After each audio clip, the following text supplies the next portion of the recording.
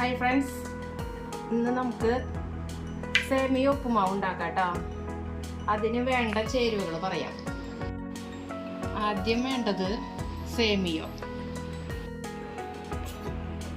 പിന്നെ ഇഞ്ചി, പച്ചമുളക്, ഒരു വറ്റൽമുളക്, സവോള കൊത്തിയരിഞ്ഞത്, 2 തണ്ട് കറിവേപ്പില, കുറച്ച് നാളികേരം. തീ കത്തിച്ച് ഫ്രൈ പാൻ അടുപ്പിലേക്ക് വെക്കാം. 2 ടീസ്പൂൺ വെളിച്ചെണ്ണ ഒഴിക്കാം.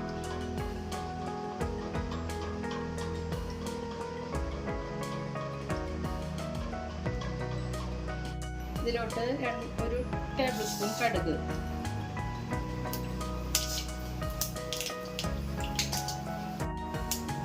കടുക് പൊട്ടിക്കഴിഞ്ഞു. ഇനി ഇഞ്ചി, പച്ചമുളക്, വറ്റൽമുളക്, സവോള കൊത്തിയരിഞ്ഞത്, കറിവേപ്പില.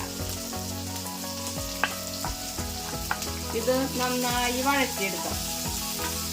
നല്ലോണം നന്നായി വഴണ്ട് വരുന്ന വരെ ഇളക്കി കൊടുക്കുക.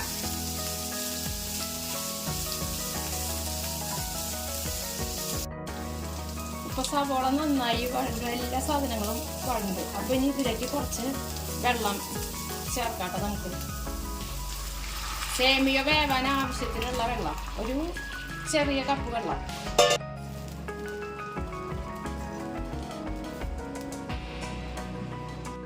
വെള്ളം തിളച്ചു. ഇനി നമുക്ക് ആവശ്യത്തിന് ഉപ്പ് ചേർക്കാം. ഉപ്പിട്ട് വെള്ളം നന്നായി തിളച്ചു. ഇനി നമ്മൾ സേമിയ ചേർക്കണം ഇതിലേക്ക്.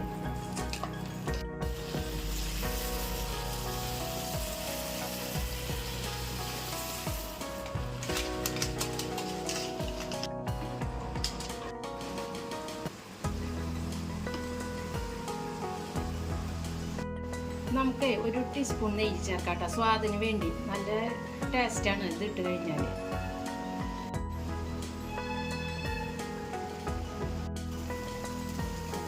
സേമിയ നന്നായി വെന്ത് നന്നായി ഒലർന്ന് കിട്ടിയിട്ടുണ്ട്. ഇതുപോലെ ഒലർന്ന് വരുമ്പോൾ നമുക്ക് ഇതിലേക്ക് കുറച്ച് നാളികേരം ചേർക്കാം. അത് ഓപ്ഷണലാണ് കേട്ടോ, വെറുതെ സ്വാദിന് വേണ്ടിയിട്ട്. ഇതില്ലെങ്കിലും നല്ല സ്വാദാണ് കഴിക്കാൻ. ഉണ്ടെങ്കിൽ ചേർത്ത് കഴിഞ്ഞാൽ ഒന്നും കൂടി സ്വാദ് കിട്ടും. ഇനി നമുക്കിത് ഒരു 2 മിനിറ്റ് ഒന്ന് ആവി കയറ്റിയിട്ട് എടുത്ത് ഉപയോഗിക്കാം. നല്ല ടേസ്റ്റാണ്. എല്ലാവരും ഉണ്ടാക്കി നോക്കിയുള്ളൂ കേട്ടോ. കഴിക്കാത്ത ആൾക്കാർ പോലും കഴിച്ചു പോകും.